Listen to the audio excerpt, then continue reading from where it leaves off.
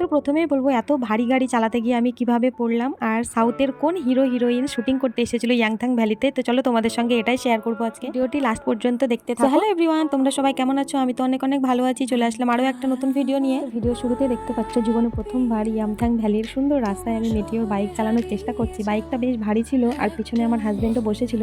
প্রথমে একটু ভয় লাগছিল, আসলে পাহাড়ি রাস্তায় তো কোনোদিন সেইভাবে বাইক চালানো হয়নি, আমাদের এখানেই নর্মাল রাস্তায় চালিয়েছি।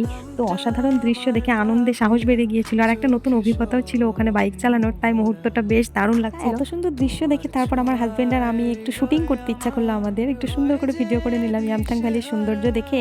আর এই স্মৃতিটা ক্যামেরাবন্দি না করে পারলাম না। তারপর আমি ইয়ামথাং ভ্যালির নদীর ধারে একটু ঘোরাঘুরি করলাম, শান্তিভাবে বারণ করলেও নদীর মাঝামাঝি পর্যন্ত গিয়েছিলাম। ঠান্ডা পানি আর চারপাশের দৃশ্যটা সত্যি অসাধারণ লাগছিল। এর মাঝে আমাদের কাছে ফোন আসলো, এখানে নাকি একটি হিন্দি সিনেমা শুটিং চলছে। সেই খবর শুনে আমরা শুটিং দেখতে চলে গেলাম। সাউথের হিরো হিরোইন, সাউথের কোন নায়ক নায়িকা এসেছিল আমরা তোমাদেরকে নেক্সট ভিডিওতে শেয়ার করব।